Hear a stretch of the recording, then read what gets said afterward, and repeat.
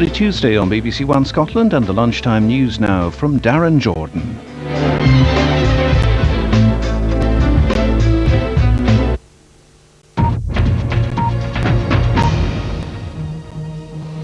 Good afternoon. The Queen continued her Golden Jubilee celebrations in spectacular style today with a ceremonial procession through the streets of London. Huge crowds lined the route as a state gold coach took the Queen and Prince Philip from Buckingham Palace to St Paul's Cathedral for a service of thanksgiving. Our royal correspondent Jenny Bond was there.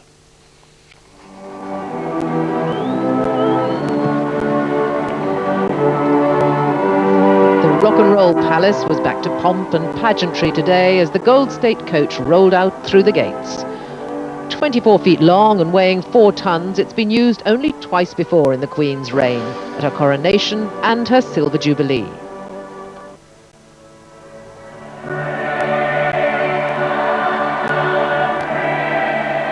Accompanied by a wave of music along the route, the Jubilee Girl, as she was christened at last night's concert, looked pleased with herself and with the resounding success of the celebrations so far.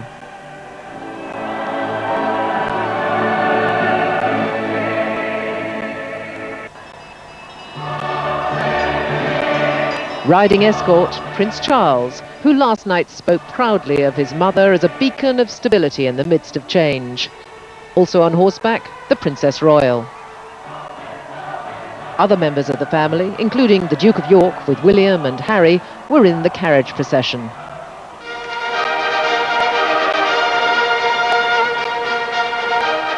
At St Paul's Cathedral, the most formal event of this weekend of festivities, a service of thanksgiving attended by 2,500 people. The Archbishop of Canterbury echoed the words of Prince Charles as he paid tribute to the Queen's abiding constancy. Today, at the height of another Elizabethan reign, we may speak again of love and glory and of the steadfastness of a faithful sovereign. Here now in this great cathedral, we give thanks, Your Majesty, for your devotion and dedication over 50 extraordinary years. And this day of spectacle for the crowds goes on through the afternoon. Next stop for the Queen, Guildhall for a Jubilee lunch. Jenny, the crowds have turned out in force. They're behind you again today. They must be looking forward to the big pageant later.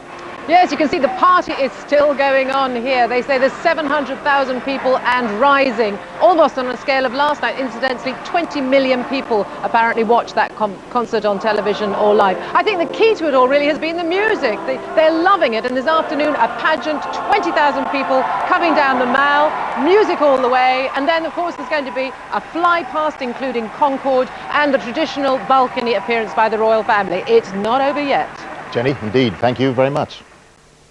Extra police officers are being drafted in to tackle sectarian violence in East Belfast. At least 4 people, including a policeman, were shot last night. The police say 13 shots were fired at them. 19 of their officers were injured. The gunmen from both sides are back on the streets. The latest violence was the worst in years in this area. 19 police officers were injured, and one of them was among 4 people shot and wounded. The police say they returned fire, hitting a loyalist gunman. The police chief for Belfast said paramilitaries on both sides had been orchestrating the violence. On the loyalist side, we clearly have UDA and UVF elements involved. And on the nationalist side, we've seen large numbers of Republicans from other areas of the city, some senior members of the IRA in the area, and we believe that they're involved in organising the street violence on their side.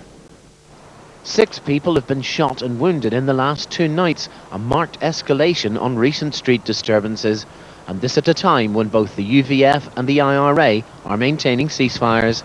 Dennis Murray, BBC News, Belfast.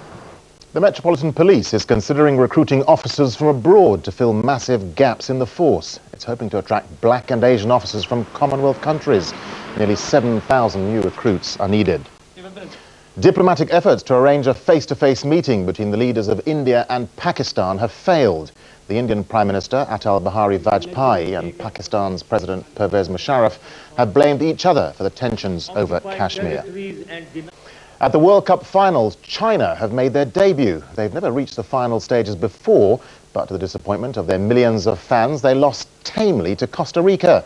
Second-half goals from Ronald Gomez and this header from Mauricio Wright sealed victory for the Costa Ricans. And as worse to come for China, they play Brazil next. The co-host Japan thought they'd kicked off with a win thanks to a great goal from the Arsenal striker Inamoto. But a late equaliser made the final score Japan 2, Belgium 2. The other host nation, South Korea, are playing Poland, and with 20 minutes gone, the score is 0-0, but the Koreans did come close to scoring from a corner. That's it. Don't forget there are news bulletins every hour over on BBC News 24. I'll be back with more news at 6:15 here on BBC One. Bye for now.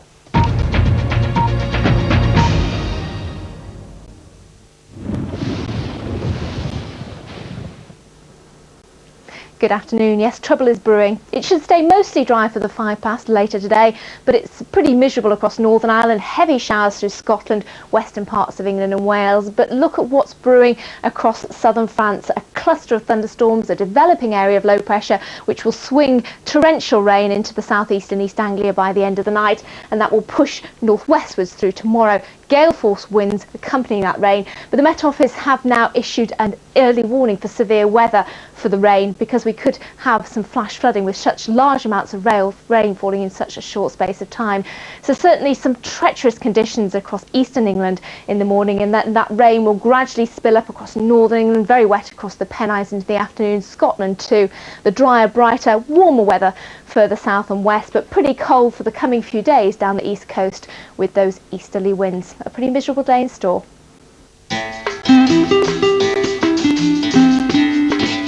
This is BBC One Scotland, now reporting Scotland with Abir Parks.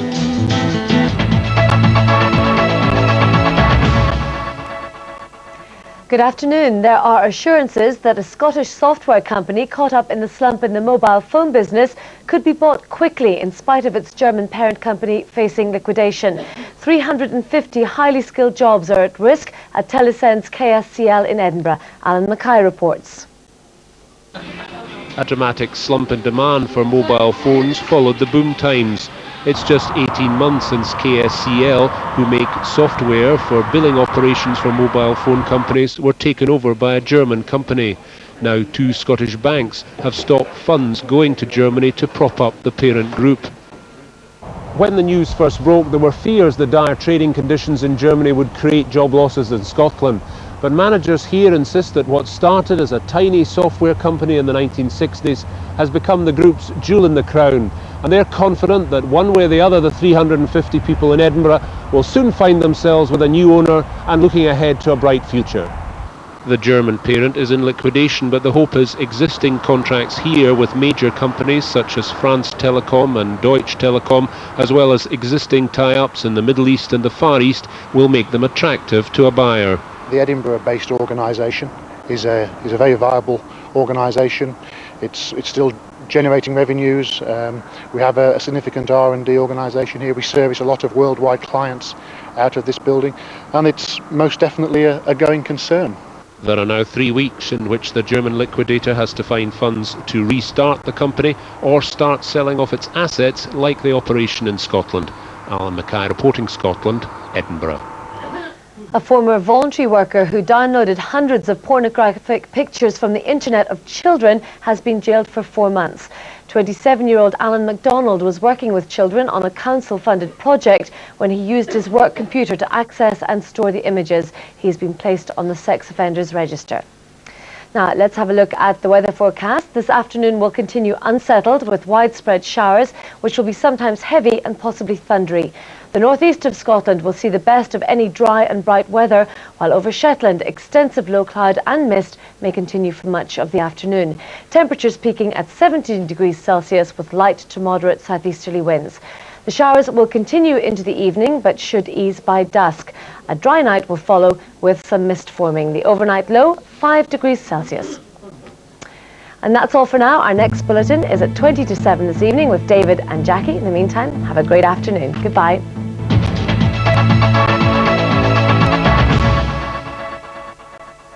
Did you know how easy it is to watch almost all your favourite BBC programmes with subtitles?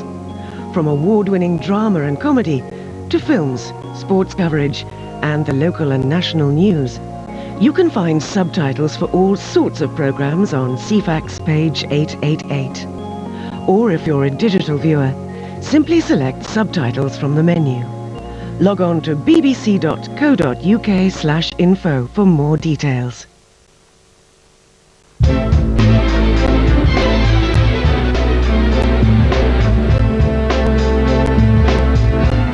This is BBC One Scotland, returning to today's Golden Jubilee celebrations now as Her Majesty the Queen's historic journey moves on to the Guildhall Banquet.